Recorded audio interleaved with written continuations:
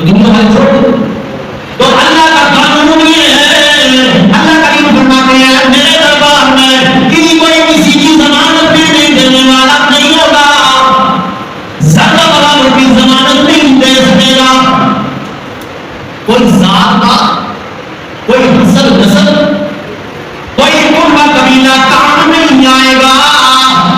جیسے فرمایا سورہ مومنون میں فرمایا فَإِذَا نُفِخَ فِي الصُّورِ, جب سور پھونکا جائے گا, قیامت برپا ہوگی, تو ایک آواز دی جائے گی, اسے سور کہا جائے گا. سور کی آواز آئے گی اور سب کے کلیجے پھٹ جائیں گے اور سارے مر جائیں. فرمایا فَإِذَا نُفِخَ فِي الصُّورِ, قیامت کی بہت ناکی ہوگی, سور پھونکا جائے گا تو فَلَا أَنْسَابَ بَيْنَهُمْ يَوْمَئِذٍ وَلَا يَتَسَاءَلُونَ.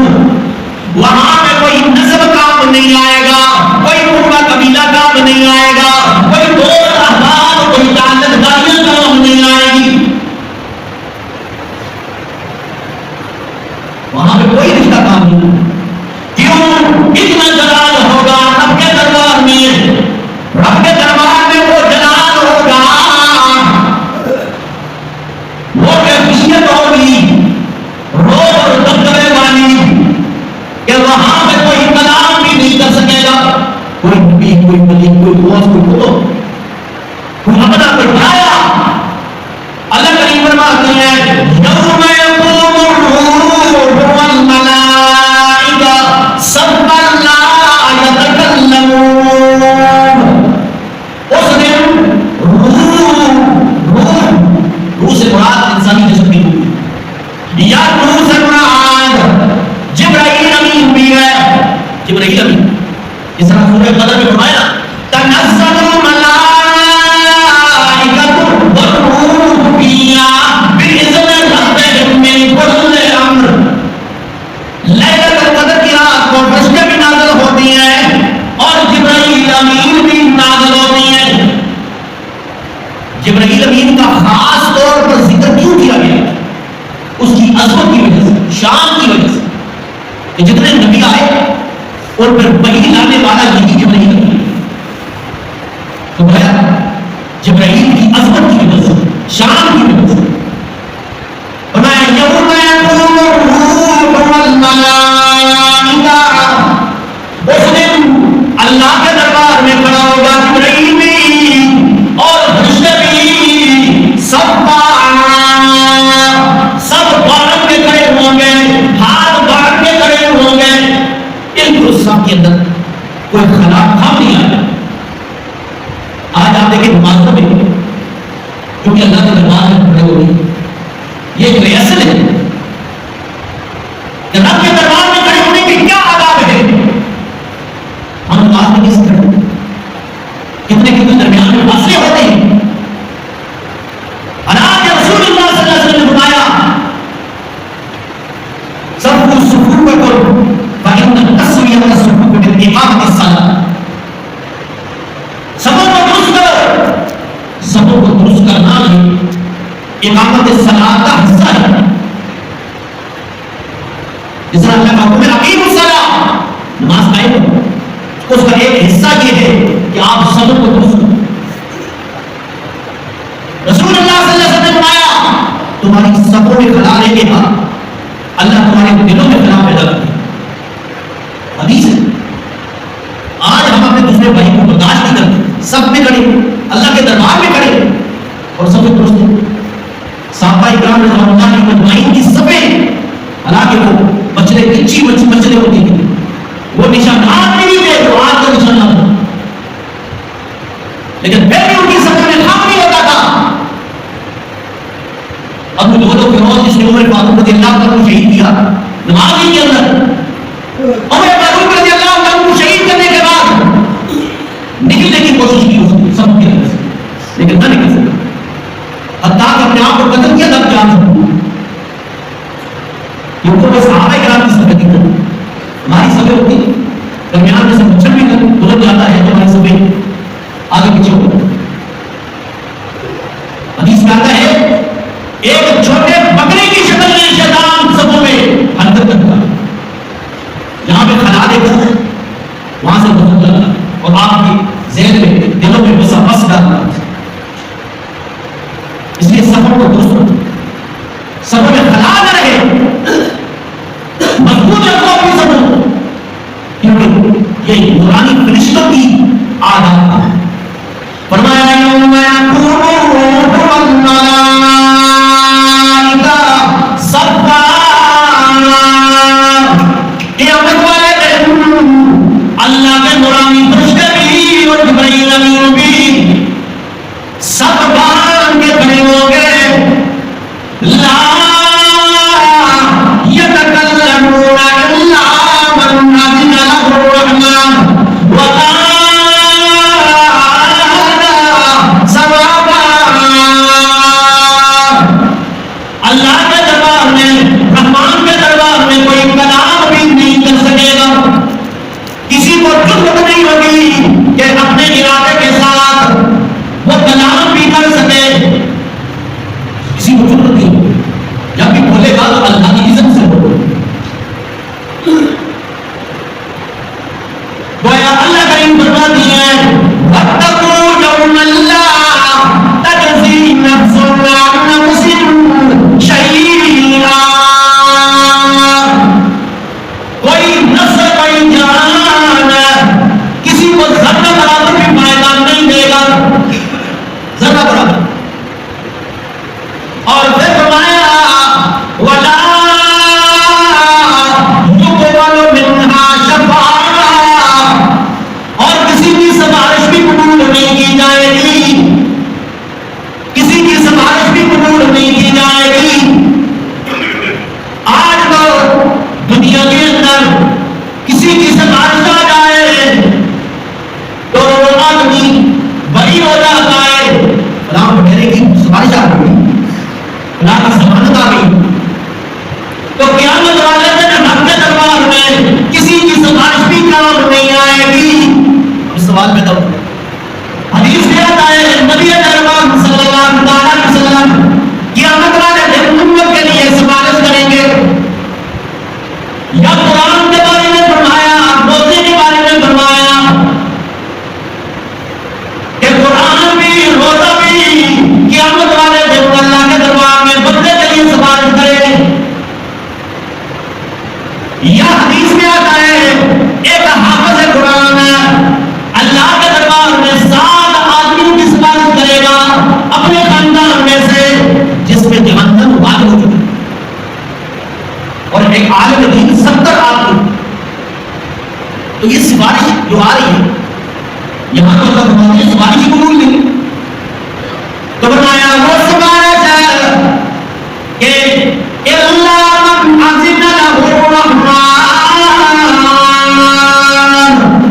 ہاں سفارش تو ہوگی لیکن اللہ کے حکم سے ہوگی.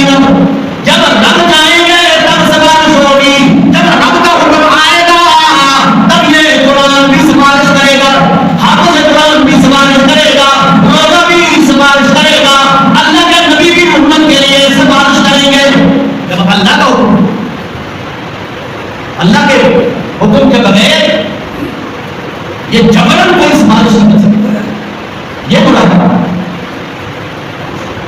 اور پھر فرمایا کہ وَلَا يُقْبَلُ مِنْهَا شَفَاعَةٌ وَلَا يُؤْخَذُ مِنْهَا عَدْلٌ, اور نہ اللہ کے دربار میں کوئی رشوت کا کام چلے گا کہ دنیا میں انسان کے چلا جائے تو کوئی لے دے کر بات کو حل کر دیا جاتا ہے, بندے کو چھوڑ دیا جاتا ہے.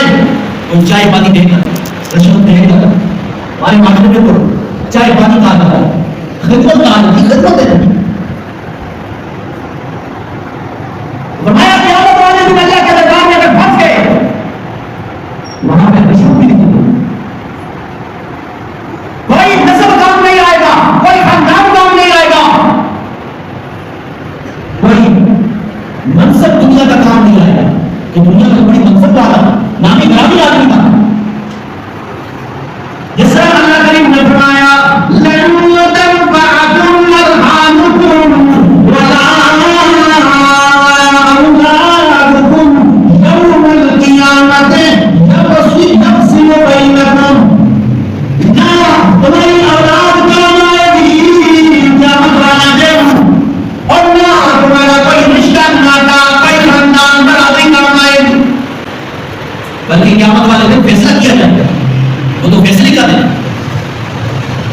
اس لیے آج نسل میں خاندان میں برادری میں اترانے والوں اپنے اعمال کی طرف غور کرو فکر کرو. یہ کام نہیں آئے گا اعمال کام آئے گا. حضرت فاطمہ الزہرا رضی اللہ تعالیٰ عنہا سے فرمایا رسول اللہ صلی اللہ علیہ وسلم کہ میری بیٹی دنیا میں اسے مان لو لیکن قیامت والے دن اپنے اعمال سے جنت میں جاؤ. یہ نسبت تمہاری کام نہیں آئے گی میرے نبی کی بیٹی. جب نبی کی بیٹی ہونا یہ نسب کام نہیں آئے گا تو دنیا میں خاندان بنا دی کون قبیلہ تعلق داریوں کیسے کام آئے.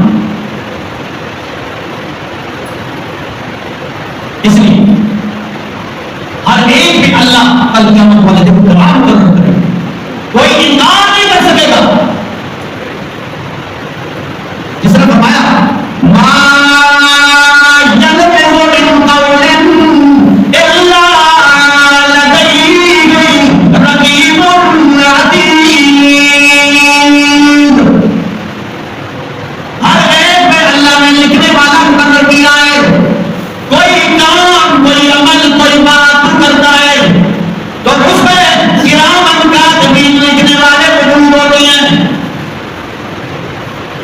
قیامت والے دن جب انسان کا نام انسان کے سامنے آئے گا تو اللہ کے دربار میں کہے گا مال حاضر کتاب لا یغادر صغیرۃ ولا کبیرہ. اللہ یہ جو کتاب نامہ اعمال کی کتاب ہے اللہ اس میں نہ کوئی چھوٹی چیز چھوڑی ہے نہ بڑی چیز چھوڑی ہے. جو بات میں نے مذاق ختم کی تھی میں نے مذاق کیا تھا جھوٹ بول دیا لوگ مذاق میں جھوٹ بولتے مذاق میں گل دے دی یعنی گل دے رہے یعنی مذاق کرتا. تو اللہ کریم نے فرمایا کوئی بھی عمل کوئی بھی کام کوئی بھی بات تو کرتا ہے اس میں لکھنے والا اللہ کی طرف سے کر رہا ہے. آج تو پہن گزاری کی جاتی نبی مارے نہیں تھوڑا سا لیکن تمہارا ہر وقت امتحان ہے اللہ کے دربار میں. امتحان کا امتحان نہ بیٹھے ہو.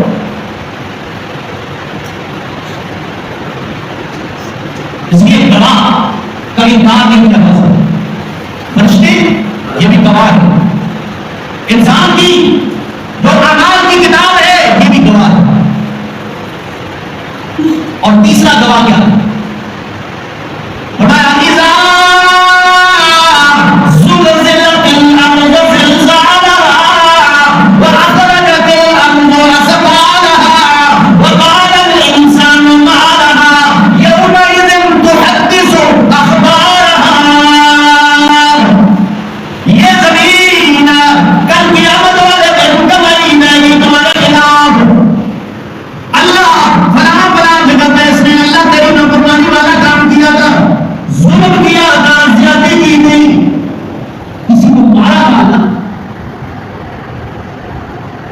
اپنے ماتے کو کا خیال رکھا. دکان میں کوئی ملازم ہے اس کا خیال رکھا. گھر میں ملازمین ہیں ان کا خیال رکھا. ان کے حقوق ہیں. حضرت عبداللہ ابن مسعود رضی اللہ تعالیٰ عنہ اپنے غلام کو مار رہے ہیں. کون فرماتی کہ اتنوں میں مارا کہ ایک آواز مجھے پیچھے سے آئی یا ابا مسعود اے ابا مسعود. مجھے غصہ اتنا آیا تھا کہ آواز تو میرے کانوں میں پڑی لیکن توجہ نہیں ہوئی حتیٰ کہ وہ آواز آتی چلی گئی. میں نے پیچھے مڑ کر دیکھا تو امر کے لال محمد رسول اللہ صلی اللہ علیہ وسلم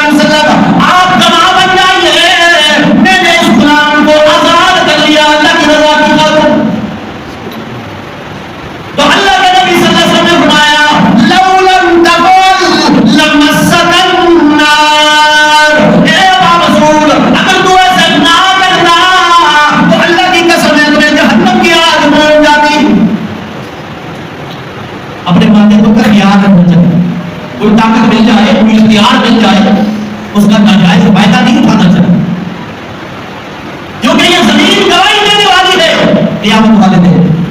اور فرمایا جب انسان توبہ کرتا ہے تو زمین سے بھی بھلا دیا جاتا ہے، انسان کے نامہ اعمال سے بھی مٹا دیا جاتا ہے، فرشتوں سے بھی بھلا دیا جاتا ہے، اور التائب من الذنب کمن لا ذنب له، توبہ کرنے والا ایسا کر دیا جاتا ہے جس نے اس نے گناہ کیا ہی نہیں۔ فرمایا یہ سب سے بڑی بدبختی یہ ہے کہ انسان اپنے گناہوں کو خود گنتا ہے، فلاں جوانی کے اندر میں نے یہ کام کیے تھے، اللہ فرماتے ہیں برباد کر، وہ گناہ تو میں نے مٹا دیا اور تم اپنے گناہ کو خود گن رہا ہے۔ اس لیے گزرے ہوئے اپنے گناہوں پہ